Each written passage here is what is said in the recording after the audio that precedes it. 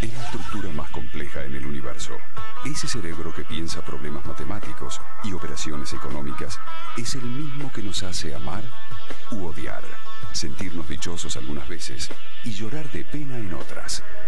Recordar alguna travesura de nuestra infancia y proyectar un futuro para nosotros y para nuestros seres queridos. El cerebro es una estructura tan compleja que se propone la gran meta de entenderse a sí misma. Develar los enigmas que esconde nuestro cerebro es el gran desafío de las neurociencias.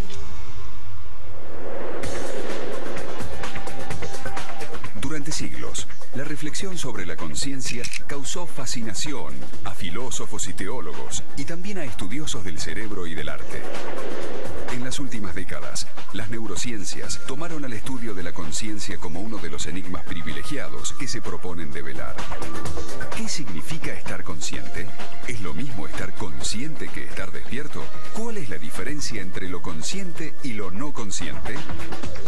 ¿Cuál es la frontera entre uno y otro? ¿Dónde se aloja en nuestro cerebro la conciencia?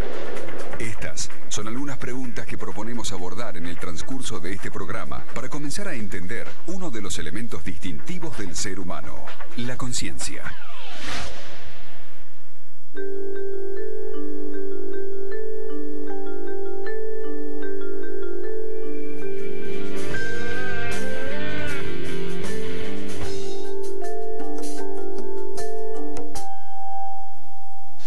Bienvenidos a los enigmas del cerebro.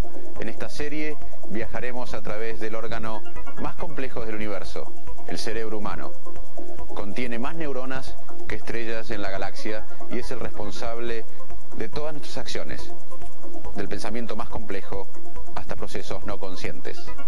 En los últimos 30 años hemos aprendido más sobre el cerebro humano que en toda la historia de la humanidad. Hoy abordaremos el tema de la conciencia, quizás el tema más complejo dentro del estudio del cerebro humano. ¿Cómo estudiar ese pensamiento único, interior, de cada uno de nosotros? Uno podría definir conciencia como ese conocimiento íntimo, personal, desde el punto de vista de uno, y también como uno infiere la mente de los demás. Pero uno también podría definir conciencia como la capacidad de tener una intención de una acción.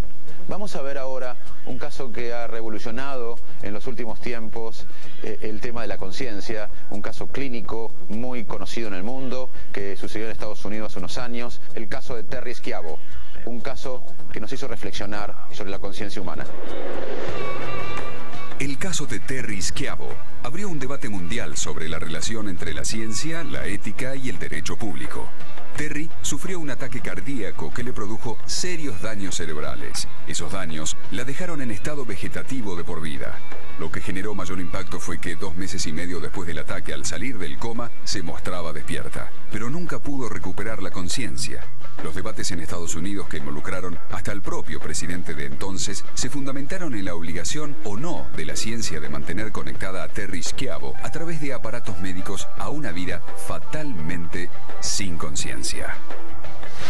Lamentablemente, con casos como el de Terry Schiavo, aprendimos que uno puede estar despierto, como ella, pero no conectado. Y ahí tenemos 2 elementos centrales de la conciencia humana. Estar despiertos es un aspecto fundamental de la conciencia, y estar conectados con el medio, tener intención de una acción, es otro. Estos 2 aspectos de la conciencia, el estar despierto y el estar conectado, tienen áreas críticas del cerebro claves. Por ejemplo, el estar despierto tiene que ver con este sistema del tronco encefálico. En cambio, la corteza cerebral, la parte nueva del cerebro, es la responsable de estar conectado, del contenido de la conciencia.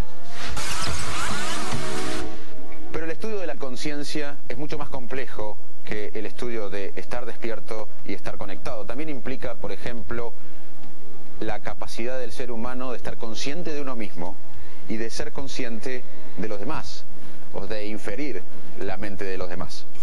Otro aspecto fascinante de la conciencia es qué es consciente y qué no es consciente. Quizás ustedes se sorprenderían al saber que la mayoría de las acciones del cerebro no son conscientes. Imaginen que estamos conversando en la vereda y pasa algo rápido. No sabemos si es un auto, una moto, un camión. No lo percibimos, no sabemos qué es, no tenemos representación de qué era, pero en nuestro cerebro hubo activación. Pero esa activación no llegó a representar la conciencia. Si hubiésemos prestado más atención a esa cosa que pasó, nuestro cerebro hubiese tenido más activación y esa imagen se hubiese representado. Otra clave del estudio de la conciencia es saber dónde termina lo no consciente y dónde aparece lo consciente. Y quizás, como dijimos, el desafío máximo en el estudio de la conciencia sea analizar ese pensamiento íntimo, único, personal de cada uno de nosotros. Hoy vamos a tener el privilegio de conversar quizás con uno de los máximos investigadores de la mente, el profesor Mike Gazzaniga. Es profesor de neurociencias en Santa Bárbara, en California, en Estados Unidos. Además es el fundador del término neurociencias cognitivas y su libro, Neurociencias Cognitivas, se estudia en todas las universidades del mundo, desde Pekín hasta Harvard hasta Buenos Aires. Es la Biblia del estudio de la mente humana. What is consciousness? The question of what is consciousness is as difficult a question there is in science. What tact we decided to take several years ago was to sort of keep it ill-defined. It was premature to try to define it in a concrete way. But we certainly know what it is phenomenologically, so we started to ask questions: when does it occur? What happens when certain kinds of brain lesions occur? How does it alter consciousness? And by putting these pieces together, begin to understand this thing that ultimately is not understood at all well. Is that when you think about it, when you ask what a gene is, something we think we know, we teach our students, we know what a gene is. Well, actually, continues to be a very debated question. Actually, how you capture what we mean by the transmission of hereditary information through biologic means. The actual mechanisms have gotten very complicated and very much more dynamic. And because of that, geneticists will come together today and still try to articulate what they mean by gene. So it is not surprising that the most difficult concept of all time, consciousness, still it's not easy to define, but there are lots of things we know about it.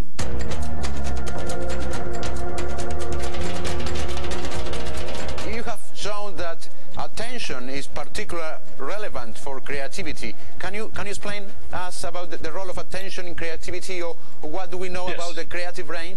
The role of attention is exceedingly important, and when we do these studies where we're tracking carefully how much time musicians may be attending to playing the violin or the piano, or how much time someone's learning to paint, actually what we may be doing is training the attentional system.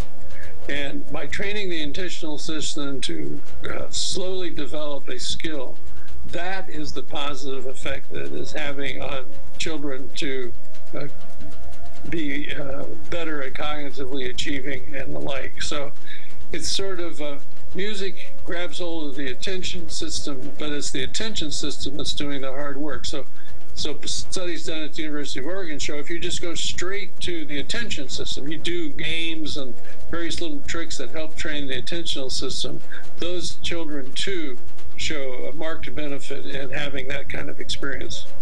What are the top challenges for neuroscience today? What are the most interesting topic in neuroscience today, in your opinion? Well, I think it's the question that you started with, that how are we going to learn a vocabulary that really teaches us how